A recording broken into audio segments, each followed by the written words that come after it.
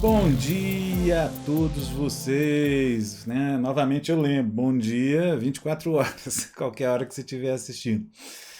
Nós estamos aqui novamente, né, delineando a estrutura do direito autoral, hoje é a segunda parte das nossas aulas, dentro desse mundo virtual, desse mundo digital, né, hoje muito mais utilizado como digital, a gente quase não usa a terminologia virtual, mas ainda se usa, e linguagem é linguagem, a gente não descarta a linguagem, né?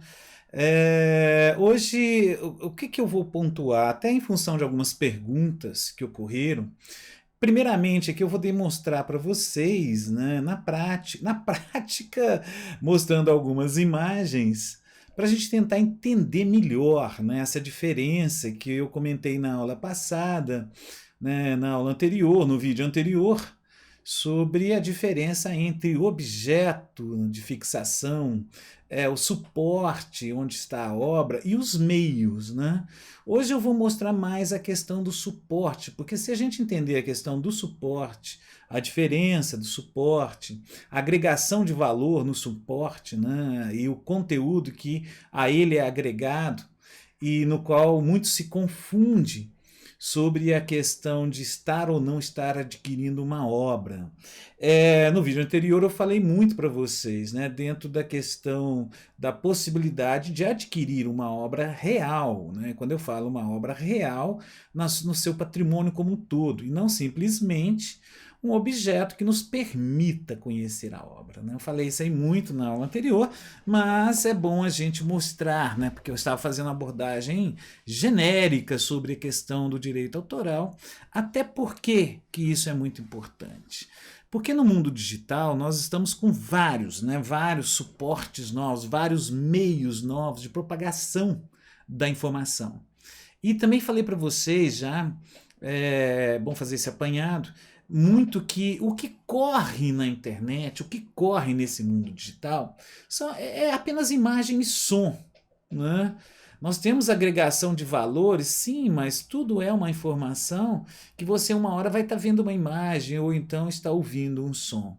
E isso passa a ser importante, primordial, entender essa característica, né, que é o que a gente está discutindo desde o primeiro vídeo, onde eu mostrei algumas caracterizações que a gente tem, né, e até mesmo a identificação do autor, como eu pontuei, que não precisa de registro, né, diretamente para comprovação de autoria.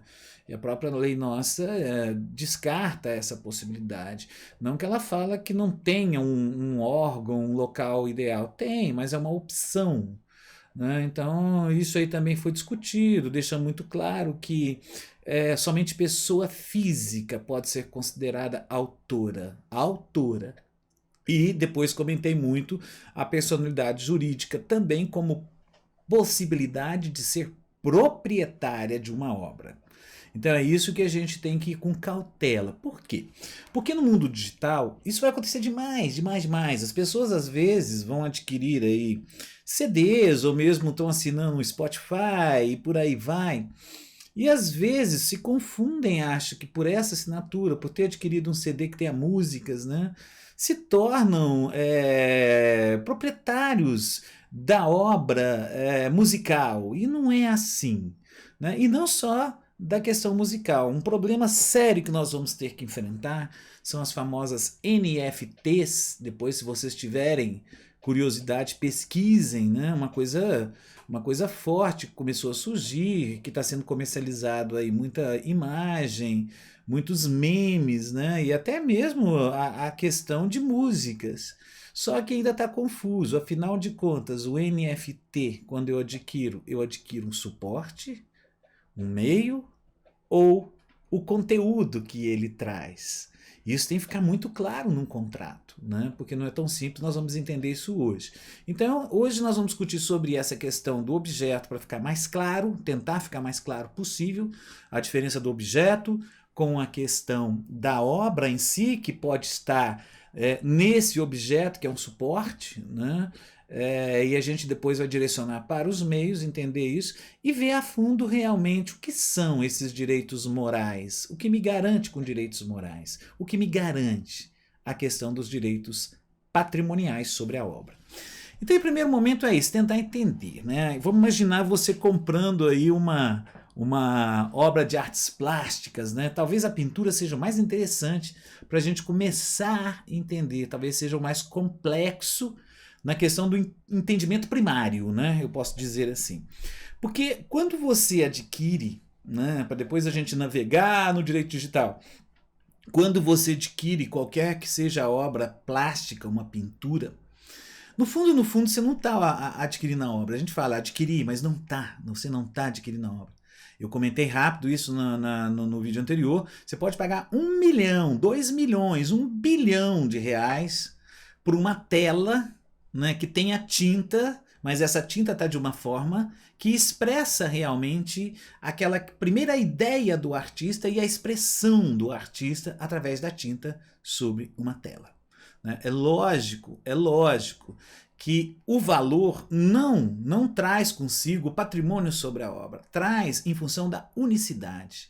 Por que ela é tão cara, então? Por conta da unicidade, é a única. E mais, né, carrega uma história dessa pessoa, desse artista, principalmente telas que já foram pintadas por artistas que já faleceram, né? E isso aí dá uma conotação muito maior, né? Uma dimensão muito maior no valor dessa obra que está fixada em algum suporte.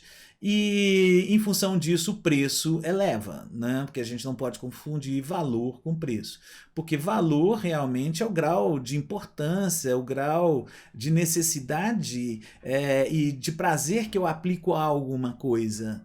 Né? Por isso que os valores são diversos entre as pessoas, porque talvez para mim uma obra de Leonardo da Vinci seja altamente valorosa, né? E muitas pessoas pensam na questão histórica disso também, a partir daí os preços se elevam. Então o valor que nós damos às coisas, às ações, é que podem ampliar cada vez mais os preços, né? E no mundo digital tem um diferencial. Por quê? Porque às vezes a gente não tem a unicidade. Grande parte você não tem a unicidade. Quando eu compartilho uma foto no mundo digital, várias pessoas podem baixar ao mesmo tempo. O que não é nesse nosso mundo que eu estou falando das artes plásticas. Então vamos tentar entender isso de uma forma mais simples. É o seguinte, quando eu adquiro uma tela em branco, lógico, vocês vão cansar de saber que essa tela está aí, né? Eu pago um valor que de 30 reais, às vezes dependendo da qualidade, até 100 reais. Então é uma tela em branco. É minha, comprei, é minha, eu faço o que eu quiser. Se quiser pôr fogo, rabiscar do jeito que quiser, ou então fazer uma grande pintura. Né? E essa pintura vai agregar, de certa forma, valor. Mas essa pintura, nessa tela, né, quando o artista faz, é realmente a expressão da obra dele, que a obra está na imaterialidade. Ou seja, vamos pensar esse caso aqui mais conhecido, talvez de todos, né? Mona Lisa. Acho que a maioria já deve ter ouvido falar. É uma obra de quem? De Leonardo da Vinci. O que ele fez? Ele nada mais fez que pegar esta tela, nada mais fez, eu não estou diminuindo a obra dele não, e chegou nisso. né? E tem uma história sobre Mona Lisa, depois se vocês quiserem procurar saber, né? Toda a história de como foi a pintura, o que aconteceu por detrás de toda essa desses traços, né, que a tornou realmente hiper valorosa no campo das artes, e pessoas pagam milhões para ter o quê? A obra. Aí que tá, não é a obra. Eles vão ter o quê? Vão ser donos dessa tela com a única pintura feita pelo Leonardo da Vinci. Mas não estou entendendo, o que isso muda? Muda muita coisa. Se tiver uma pessoa que é dono disso aqui, né, e até porque já caiu em domínio público, então qualquer um pode pegar o quadro dele? Não pode pegar, porque ele é dono justamente dessa tela com essas tintas. Mas essa imagem não pertence a ele. Qualquer pessoa pode pegar esta imagem, não a tela dele, às vezes está trancada na casa dele, ou até está no museu, né? Às vezes as pessoas adquirem, mas deixam em museus para as pessoas apreciarem. Eu posso, por exemplo, pegar essa pintura aqui e reproduzir. Posso colocar em camiseta e vender, posso fazer pôsteres e vender. Preciso pedir autorização para alguém? Para ninguém. Mas ele pagou $1 bilhão. De novo, estou sendo chato. Ele pagou para ser dono da tela com a única pintura, mas não é dono da obra, porque a obra é imaterial. Ele é dono da questão do objeto de fixação. Ele não é dono nem do patrimônio da obra em si, que é imaterial, porque esse patrimônio da obra imaterial é domínio público. Então qualquer pessoa pode usufruir disso, né? E até mesmo com fins de ganhos financeiros. Então isso aqui é a primeira coisa que a gente tem que entender. Ou seja, eu posso utilizar isso livremente, não preciso pedir autorização, né? Nem para a pessoa que adquiriu a tela. Agora, e se Leonardo da Vinci ainda tivesse vivo, tivesse vendido a tela por $1 milhão, a quem pertenceria a obra? A Leonardo da Vinci. Quê? Não estou entendendo nada. Não, a obra continua pertencendo a Leonardo da Vinci. A tela única que ele pintou pertence a quem pagou $1 milhão. Ele não é mais dono daquela tela. E dependendo da forma como foi negociado, se ele resolver pintar outra tela da mesma Mona Lisa, ele tem total direito de fazer isso. Porque a obra continua sendo dele. Se eu fosse, né, a pessoa pagou $1 milhão para ter a tela com a pintura da Mona Lisa. Se eu fosse pegar, né, e Leonardo da Vinci vivo, se eu fosse, por exemplo, produzir camisetas com esta imagem, eu não teria que pedir autorização para quem comprou a tela com a pintura. Eu teria que pedir autorização para Leonardo da Vinci para fazer as camisetas. Mas então por que o cara comprou isso? As pessoas são assim, tem pessoas que pagam milhões para ter a camiseta de um jogador de futebol, que foi talvez a camiseta do último jogo, né? É uma questão que está ligada à questão histórica, à questão de momento e unicidade, porque foi só com aquela camiseta que ele fez o último gol, né, da Copa de não sei quanto, como foi a camiseta do Pelé. Né? Não que a camiseta seja direito autoral, não é isso, é só para a gente fazer uma análise. Né? Então as pessoas adquirem, né, as obras, né, vamos falar obras, diretamente do autor, passando a ser dono da imaterialidade. Ou então adquirem as telas, não só as telas, né, para ser dono do único objeto. Então isso é muito importante, porque na internet o que vai acontecer é que vários momentos nós estamos passando várias e várias cópias, legais ou ilegais. Né? Então nós não somos, mesmo se eu adquirir uma foto, eu não sou dono da imagem que está naquela foto. Então isso é muito importante, então tem que ter muita cautela para a utilização.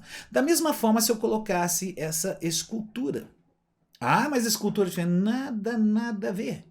Esse é o famoso, né, o pensador de Rodin, né? O Rodin ficou muito famoso por conta das esculturas deles, eram esculturas consideradas perfeitas na questão da harmonia dos corpos, né? Principalmente dos corpos. Né? Ele tinha uma perfeição para a época que ele fazia isso, né? Que tinham valores imensuráveis. Ou seja, Rodin só fez uma escultura do Pensador. Ele intitulou Pensador. E se ele comercializa da mesma forma que na tela, mas como assim? Ele não pôs numa tela, não, ele pegou, eu não sei se foi em bronze, ele pegou o bronze, né, e transformou o pensamento dele, a idealização dele de um pensador, como ele viu, e colocou, né, como uma escultura. Ou seja, fez uma única. De novo caímos na mesma lógica do que a gente diz sobre a questão da Mona Lisa. Lá era uma tela, aqui era o bronze. Eu acho que é bronze, não me lembro. Não me lembro. Então ele faz isso, né? E aí as pessoas que têm interesse em adquirir vão comprar o único objeto transformado do bronze para essa representação, né, que a gente pode contemplar, entender o que o artista quis fazer. Mas, da mesma forma, eu digo, e se ele quisesse, se ele tivesse vendido isso também por $1 bilhão e quisesse fazer outra escultura idêntica, poderia. A não ser que, e isso também vale para a obra da Mona Lisa que eu apresentei, que num contrato falasse: estou cedendo todos os direitos patrimoniais da obra, e não simplesmente a escultura, né, sobre essa questão do objeto. Então, a gente tem que estar muito atento a isso. O que eu estou adquirindo? O que é meu? O que eu posso utilizar? Então, o pensador passa pela mesma lógica. Da mesma forma, se Rodin tivesse vivo, tivesse vendido, e se eu quisesse fotografar isso aqui e usar em alguma situação que me tivesse ganhos, eu teria que negociar com Rodin e não com quem adquiriu. Tá? Então, porque quem adquiriu um objeto, uma transformação de uma matéria-prima neste objeto, e não é dono da obra. Tanto é que a gente vai ter na nossa legislação até esse direito, né? Se foi a única e tiver, até o próprio autor estar vivo, ou mesmo questão de memória, questão histórica, ter direito a ter o acesso, mesmo se estiver trancado na casa de quem adquiriu, para que seja de alguma forma ou de outra registrado isso para que as pessoas conheçam. Então quem adquire esse objeto aqui também, ele não pode de forma alguma cercear o direito das pessoas terem conhecimento sobre ele. E aí a gente vai para uma outra situação, né? Que não precisa nem dizer também para entender também a questão musical, que aqui vai mudar uma certa situação. Aqui também um CD virgem, ou seja, é um produto industrial, né? Passa pela propriedade industrial, é uma questão de uma invenção, né? Vocês já estudaram no semestre anterior. O que acontece? Aqui dentro desse CD eu posso colocar várias coisas, informações digitais. Pode ser fotos, pode ser imagens, né? Pode ser arquivos com texto, que também vão ser imagens, e aí vai. E sonoras.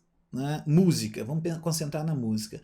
Ou seja, esse CD, né, eu vou utilizar, hoje já nem utiliza, mas só para a gente entender, eu vou utilizar para quê? Agregar valor nele. De que forma? Vou encher de músicas, né? Vou colocar umas 20 músicas e tentar vender para as pessoas. Ou seja, quando eu faço isso, eu vou estar fazendo o quê? Estou colocando, sei lá, Charlie Brown Jr., né? Coloco as músicas do Charlie Brown Jr. num CD desse e começo a comercializar. O que as pessoas estão comprando? De novo, o CD. Não são as músicas. Eles compram CD que agora tem condição de, nesse CD, você ouvir as músicas do Charlie Brown Jr. Você não é dono da música. Agora já está até cansativo falar isso. Mas a diferença aqui é o seguinte. E os CDs, diferentemente da obra de artes plásticas, normalmente a obra de artes plásticas é caríssimo, porque você faz um único. Já aqui não. Você às vezes tira 100 mil cópias e sai vendendo. De certa forma, a mesma lógica. As pessoas estão comprando o quê? O objeto. O objeto. Não é tão caro, por quê? Porque não é único. Então são vários. Então, da mesma lógica, eu comprei o CD, eu não sou dono das músicas. Eu sou dono do objeto. Eu posso fazer com ele o que quiser, quebrar. Se eu quiser colocar para ouvir, né, emprestar para alguém, posso. O que eu não posso é utilizar o conteúdo, que são as músicas, para lucrar com isso. Eu tenho que utilizar dentro das limitações que tem dentro da lei. Então aí a gente começa a entender realmente a questão do direito patrimonial e moral. Né? Aí a gente cai realmente nessa perspectiva de direito moral e patrimonial. Então, neste caso aqui, também insere-se essas duas possibilidades. Porque a quem pertence o patrimônio das músicas? Das músicas, não do CD. O CD você comprou, o patrimônio do CD é seu. Do objeto é seu. Agora, e das músicas? Vai depender. Por mais que Charlie Brown Jr. Eles tenham gravado, pode ser que as músicas não pertençam a eles. Às vezes é de um autor que autorizou eles gravarem. Então eu tenho que buscar isso também. Que são os detalhes que eu tenho que ter quando eu utilizo isso dentro de uma estrutura digital, dentro da internet. Né? Isso que passa a ser a questão de que nós temos que ter muito cuidado. Que eu já comentei com vocês também, que é por isso que esse direito é chamado de direito sui generis, né? Por essas características que a gente tem aí desse direito, né? Que é o direito autoral. Então, em função disso, agora a gente vai começar a entender esses direitos de autor, né? Quais são realmente esses direitos morais? Quais são esses direitos patrimoniais. Então isso aqui tá muito tranquilo, né? Gente, eu vou ficar assim de novo porque eu tô com duas telas aqui, né? Então eu tenho que acompanhar dos dois lados. Não assustem não. Não é porque eu não sei onde tá a câmera, não. Eu sei, ela tá aqui, ó. Mas é porque eu tenho que ficar plip, tá? E ainda estou aqui controlando o OBS, estou usando o OBS por questão das imagens, né? Fazer uma aula mais real, mais ao vivo. Então a gente entra aqui no título terceiro, vou compartilhar para vocês, da nossa Lei 9.610 de 98, tá? E vou comentando. Ou seja, nós teremos aqui nesse artigo, nesse título terceiro, né, dos direitos do autor. Lembra, direitos autorais são direitos do autor mais direitos conexos. Agora a gente vai ver só dos direitos do autor. Então a gente tem o capítulo 1, disposições preliminares, e aí vai. Artigo 22, pertence ao autor, como eu estava começando a comentar com vocês, os direitos morais e patrimoniais sobre a obra que criou, não é o objeto. Não é onde está fixado. É lógico que em primeiro momento, se eu faço a escultura, é a única, aquele objeto ainda é meu. Né? Mas os direitos são garantidos sobre a obra. Então se eu faço a escultura lá do Pensador, ainda são meus porque eu não comercializei. Mas se eu comercializar o objeto, a obra continua sendo minha, né? Na imaterialidade. Aí vem o artigo 23, os coautores da obra intelectual exercerão de comum acordo os seus direitos, salvo convenção em contrário. Por que essa salvo convenção em contrário? Porque pode ser que as participações dentro de uma obra sejam distintas. Eu comentei com vocês que tem uma grande confusão na questão musical. Né, que é a questão de, às vezes, numa composição, né, dois autores, um é autor de uma letra e o outro é autor da música. Então é bem distinto. Eu sou o autor da letra e você da música. Pessoal, o Brasil ainda tem essa confusão, acha que música, a letra é música. Não, letra não é música coisa nenhuma. A letra é inserida dentro da música, né?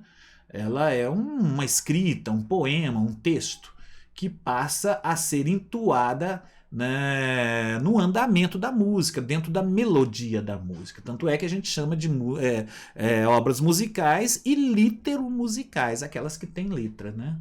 Mas não quer dizer que a letra seja música. E aí a gente vem aqui, falo demais dos direitos morais, tá aqui, ó, dos direitos morais do autor. São direitos morais do autor, isso aqui é importantíssimo. Ó, o de reivindicar a qualquer tempo a autoria da obra.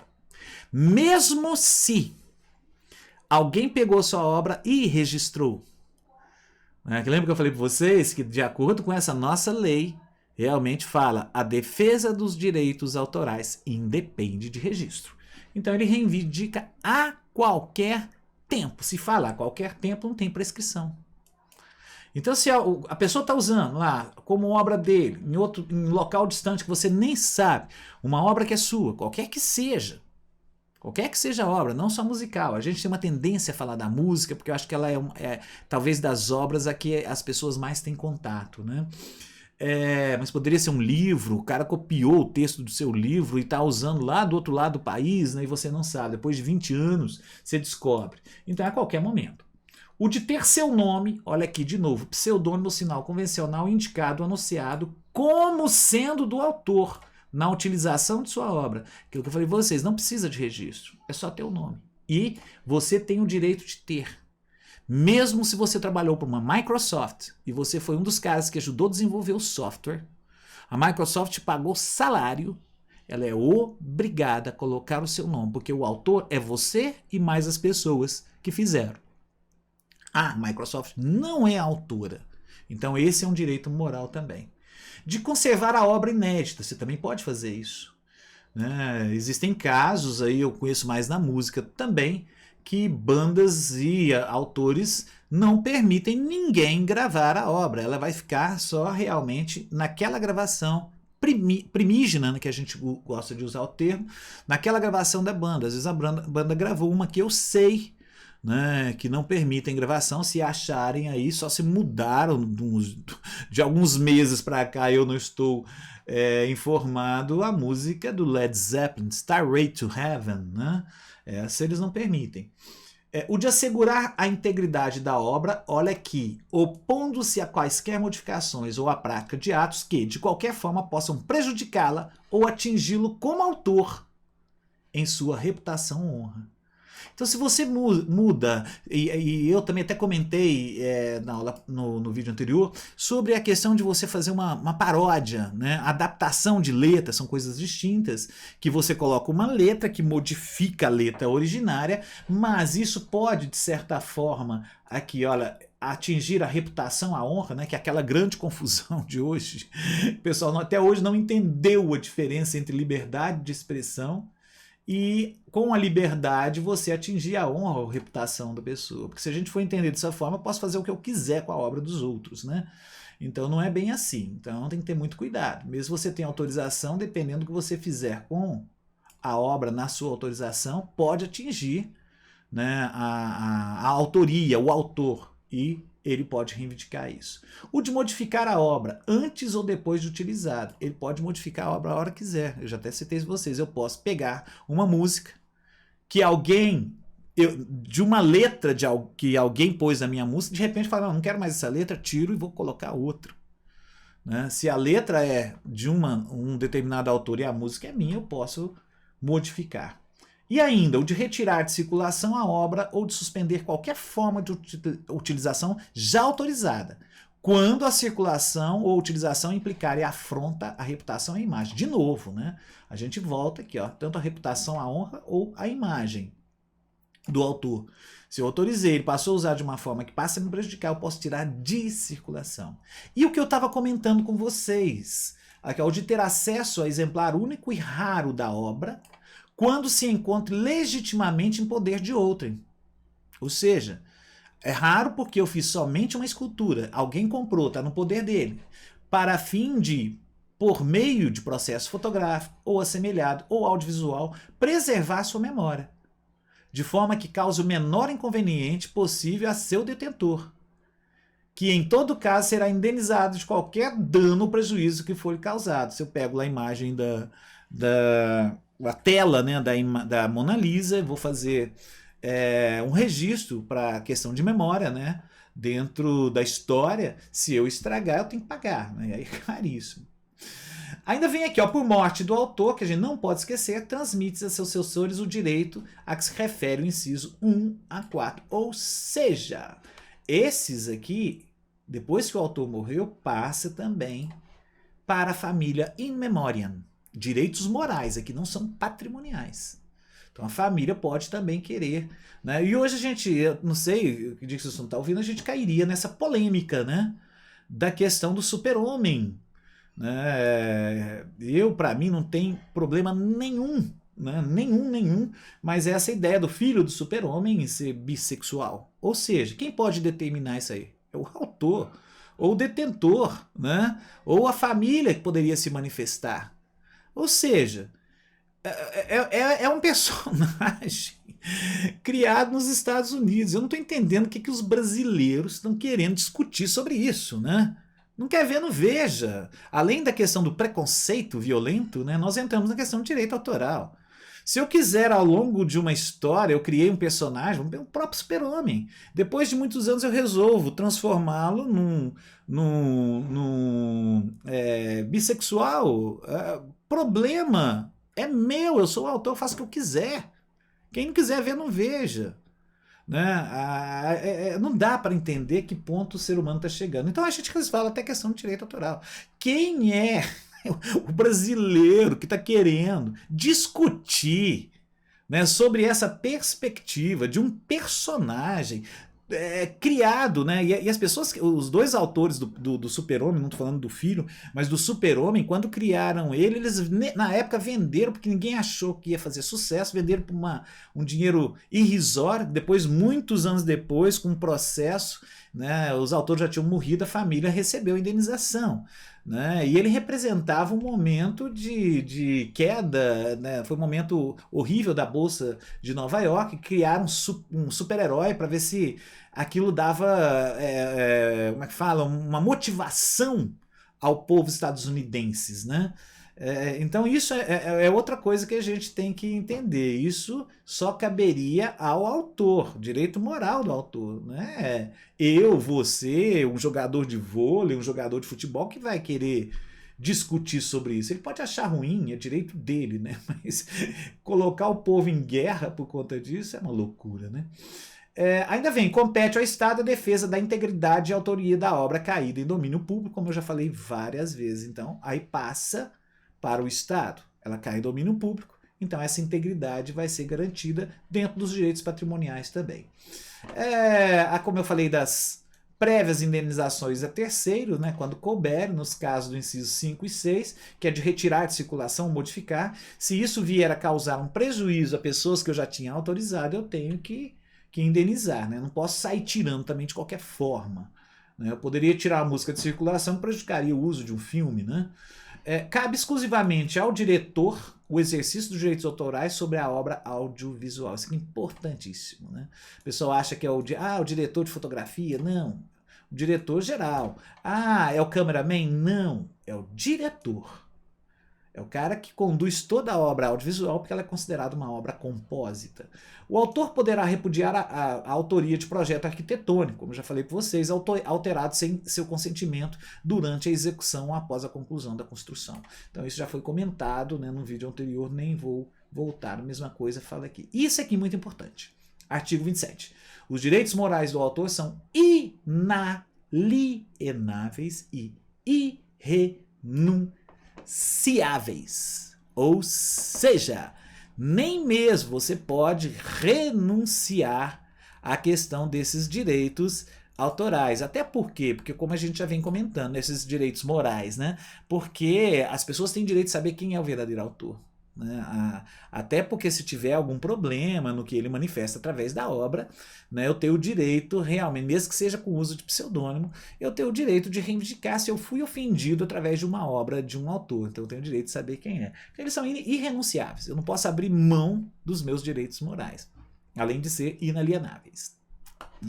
E aí a gente passa também a ver aqui esses direitos patrimoniais da obra, que aí vem aquilo que eu falei, o patrimônio sobre a imaterialidade. Não é o patrimônio sobre o objeto, é sobre a imaterialidade, tá? Então volto aí de novo com a nossa legislação para vocês irem acompanhando.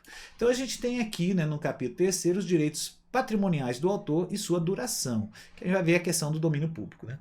Cabe ao autor o direito, olha aqui, exclusivo de utilizar, fruir e dispor da obra literária, artística ou científica. E aqui ainda vem, ó, só para complementar, depois a gente vê os tipos. Depende de autorização prévia e expressa do autor a utilização da obra, por quaisquer meios, modalidades, tais como. E aí vem. É onde eu costumo dizer muito para os alunos, eu não vejo nada de novo no famoso Creative Commons. Nada, nada, nada. Primeiro porque o Creative Commons, né? Ele é uma criação de oposição ao direito estadunidense, né?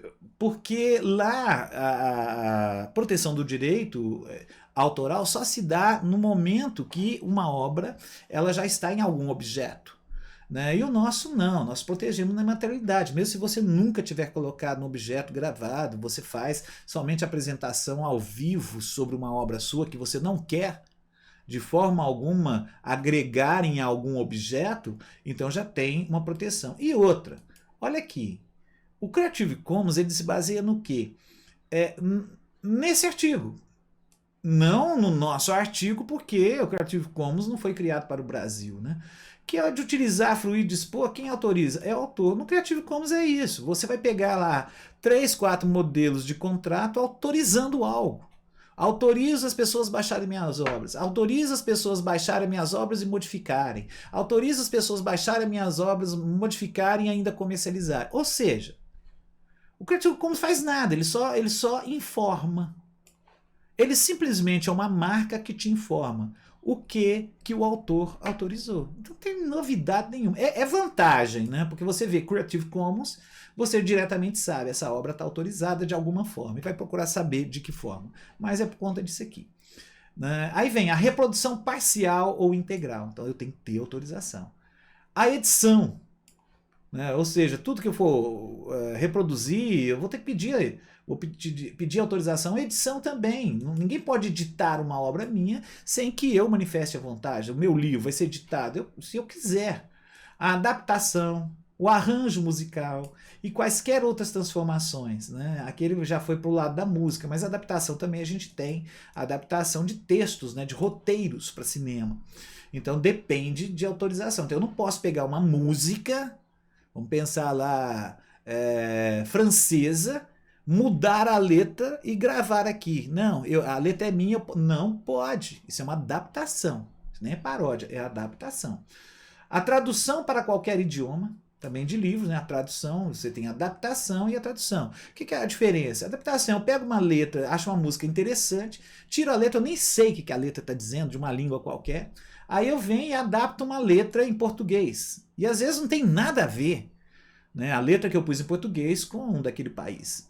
A tradução é quando você pega a letra realmente e vai traduzir, mesmo que você em alguns momentos tenha que fazer uma certa adaptaçãozinha porque não tem uma tradução perfeita. Mas a tradução realmente é a tentativa de aproximar naquela letra daquele país, naquele texto daquele país. A inclusão em fonograma ou produção audiovisual também. Se eu vou colocar, quando fala fonograma, né, seria o quê? Gravar com som, fono é som, que seria realmente aí transformar ela numa música audível, né, através de qualquer meio, que seja digital, que seja no CD, que seja pela internet, e inserir músicas também, filmes, né? Aqui interessante falar adaptação, acontece muito aí nessa época de campanha política, né? Aqui lá é adaptação. Se eu pego uma música de alguém, tiro a letra e coloco da minha campanha, essa é adaptação. O pessoal tem que pedir autorização. E as pessoas fazem em época de campanha como se fosse livre, né? Não é. Fiquem atentos aí, pode ser até um ganho para vocês. Se conhecerem músicos que estão passando por isso, né? A distribuição, quando não intrínseca ao contrato firmado pelo autor com terceiros para uso ou exploração da obra. Né? Então, depende do contrato. Se não tiver intrínseco lá, tiver claro, aí você vai ter que pedir autorização. Distribuição para oferta de obras ou produções mediante cabo. Aí a gente entrou, né? Aqui também, de novo, no direito digital. Cabo, fibra ótica, satélite, isso aqui é antigo. Né? Ou qualquer outro sistema que permita ao usuário realizar a seleção da obra ou produção para percebê-la em um tempo e lugar previamente determinado por quem formula a demanda e nos casos em que o acesso às obras ou produções se faça por quaisquer sistemas que importem em pagamento pelo usuário. Então isso é importante, é o pagamento. Não confundir o pagamento pelo serviço prestado de um provedor para ter na internet com o pagamento para uso da obra na internet. São coisas distintas, tá? Uma coisa é pagar para usar, para fazer um vídeo, para fazer um clipe. Aí você paga para usar, mas você também vai ter que pagar uma plataforma para colocar isso, vai ter que pagar o seu provedor. São coisas distintas, né? Essa questão dos pagamentos, você já sabe, é pelo Marco Civil. a utilização direta ou indireta de obra literária, artística ou científica mediante. Aí vem tudo isso aqui, não vou ficar, bem dizer, uma repetição, né? Representação, recitação, execução musical, emprego de alto-falante, aí vai todas as possibilidades de utilização que você teria, né? E isso aqui em qualquer, importante é que esse 10, ó, quaisquer outras modalidades de utilização existentes ou que venham a ser inventadas. A legislação de direito autoral tem uma sacada, ela começa a colocar que existe hoje ou que pode vir a existir. Né? Se houver um outro meio aí, além da internet, muito mais complexo, aqui já está garantindo. Não importa por qual meio. Pra gente, o importante para a gente não é o meio, não é o objeto, não é o suporte. O importante é como está sendo usada a obra. De que forma a obra está veiculando. Eu tenho que saber essa diferença entre obra-objeto, obra e meio, e saber como isso está sendo usado. E aí vem que no exercício de direitos de reprodução, o titular dos direitos autorais poderá colocar à disposição do público a obra na forma, local e pelo tempo que desejar, a título oneroso ou gratuito. Então é esse direito de reproduzir, né? Então nessa possibilidade cabe ao autor colocar também. Mesmo que ele tenha, aquilo que eu falei, ele vendeu às vezes uma tela, ele tira foto e disponibiliza isso também no seu blog, né? Hoje no seu blog. Isso é mais do que possível.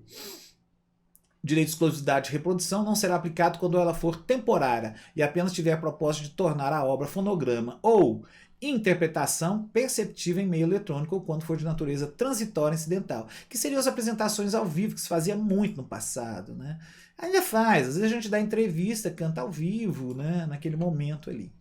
Pular aqui as diversas modalidades de utilização, vou dar um pulo, depois vocês dão uma lida. Eu quero chegar aqui, isso é importante também, o artigo 34. As cartas missivas, ou seja, que não tem o teor de ser obra de arte. Talvez elas passem a ser cartas históricas no futuro. Eu escrever uma carta para alguém. Né? Às vezes eu troco uma relação de cartas entre várias pessoas, já aconteceu. Aconteceu até... Foram cartas que eram trocadas entre pessoas, esqueci quais foram, discutindo a questão, né, entre... que até depois que um padre e o carnal, parece, fizeram no Brasil, né, sobre um ser ateu e o outro não, né, ser um crente. Isso já aconteceu, foi Humberto Eco e, não lembro, foi um bispo na época, que eles trocavam cartas e depois resolveram transformar isso num livro. Aí as cartas passaram agora a ser consideradas como obras artísticas. Mas as cartas escritas mesmo não têm teor de obra. Tá?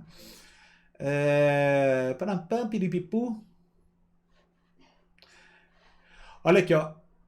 Artigo 37, que eu venho falando demais. A aquisição do original de uma obra ou de exemplar, principalmente exemplar, você pode até comprar o original. Lembra, o original é a primeira fixação. Se eu escrevi no papel de pão, eu estou vendendo aquilo, manuscrito, eu estou vendendo papel de pão com a primeira... Eu escrevi um poema. O primeiro escrito, esse é o original. Dali vão tirar cópias, né, de uma obra ou de exemplar. Não confere ao adquirente qualquer dos direitos patrimoniais do autor. Ele é dono daquele papel, ele é dono daquele CD, é dono daquela tela com tinta, mas não é dono dos direitos patrimoniais do autor. A obra continua sendo do autor. O que eu adquiri foi um exemplar, foi um objeto. Né? Salvo convenção em contrário entre as partes dos casos previstos na lei. A não ser que eu já de imediato estou te vendendo essa tela pintada e mais os direitos patrimoniais de autor. Aí fica caríssimo, né?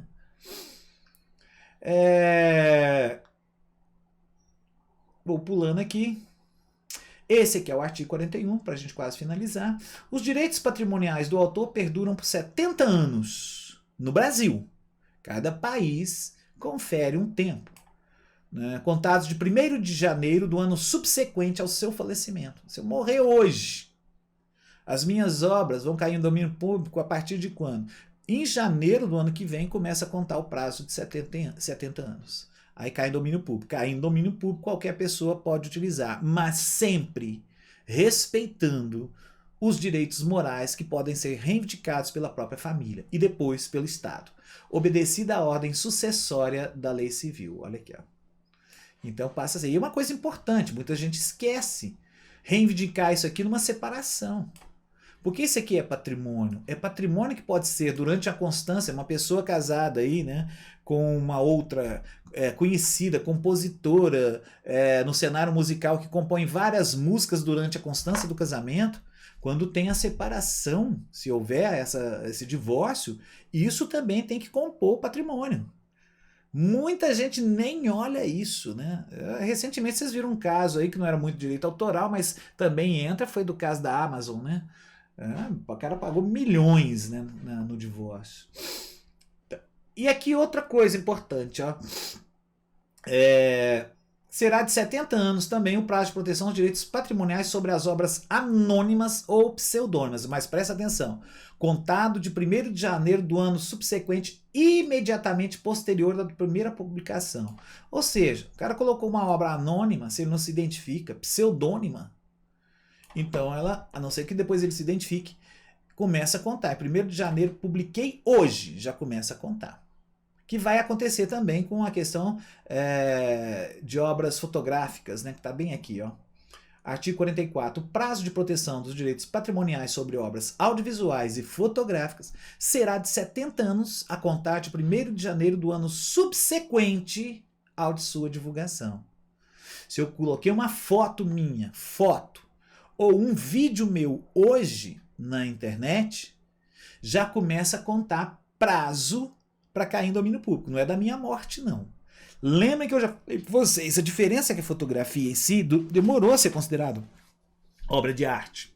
Ela era considerada que captação de imagem puramente. Capturava a imagem. A filmagem nada é que uma sequência de fotografias, né, que dá a sensação de movimento. Então seria a mesma lógica. Então nós temos isso aqui também, né, nos direitos patrimoniais da obra audiovisual e fotográfica permaneceu. Então a obra fotográfica não é da morte do autor, é do primeiro momento que ele divulgou. Se eu lá com 17 anos, né, vamos imaginar, 17 anos, publico fotos minhas, se eu já era um fotógrafo, se eu viver até os 87, eu vou estar vivo e as minhas obras já caíram em domínio público. Passaram 70 anos da primeira publicação.